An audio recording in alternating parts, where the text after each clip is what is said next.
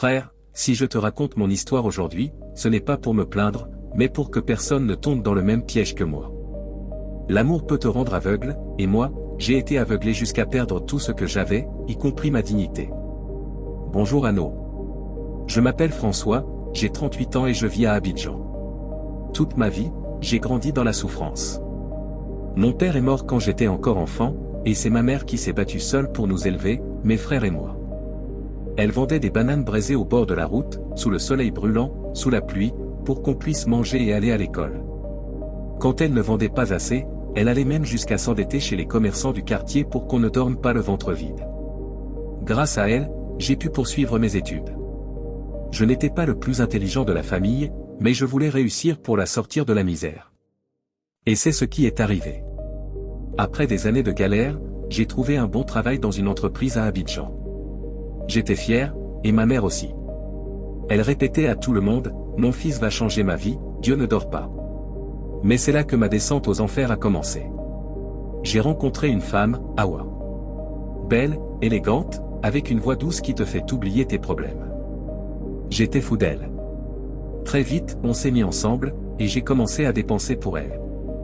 Des cadeaux, des voyages, des restaurants chics, tout ce qu'elle voulait, je lui offrais. Quand elle m'a dit qu'elle voulait ouvrir un salon de coiffure, je n'ai pas hésité à investir plusieurs millions. Elle m'a dit que c'était notre avenir, qu'elle voulait qu'on bâtisse ensemble. Mais en même temps, Hawa n'aimait pas ma famille. Elle disait que ma mère était trop collante, que mes frères me prenaient pour une banque, et que si on voulait avancer, il fallait couper les liens avec eux.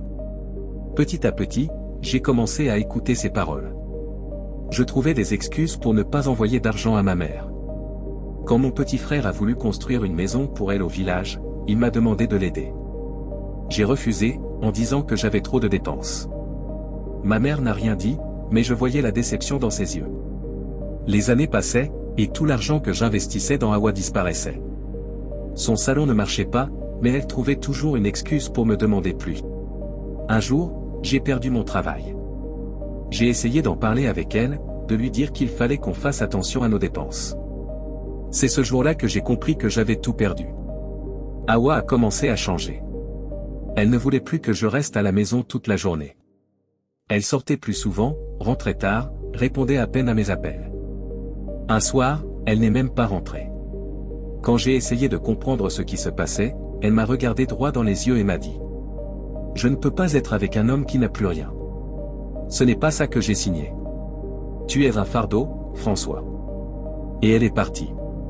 J'étais ruiné, malade à force de trop penser. J'avais vendu ma voiture, mon terrain, j'avais tout donné à cette femme, et elle m'a laissé comme un chien. Il ne me restait plus qu'une seule option, retourner chez ma mère. Mais le plus dur, c'était de rentrer dans la maison construite par mon petit frère, celle que j'avais refusé d'aider à bâtir. Quand je suis arrivé, maigre, fatigué, ma mère m'a regardé longtemps. Puis elle a dit « Mon fils, la vie est une roue. Aujourd'hui, tu es tombé, mais tu te relèveras. Moi, je ne t'abandonnerai jamais. » Ces mots ont été ma seule consolation. Aujourd'hui, je reconstruis ma vie doucement. Mais je veux que tout le monde sache, ne laissez jamais quelqu'un vous éloigner de votre famille. Les femmes, l'argent, les belles paroles, tout ça peut disparaître. Mais ta mère, ton sang, eux ne t'abandonneront jamais. Merci de m'avoir écouté, frère. Mes chers amis, que pensez-vous de cette histoire ? N'hésitez pas à partager vos avis dans les commentaires, je serai ravi de découvrir vos réflexions. Votre opinion est précieuse, alors à vos claviers. Abonnez-vous et aimez la vidéo pour plus de contenu inspirant et pour nous soutenir dans notre travail. Merci pour votre soutien.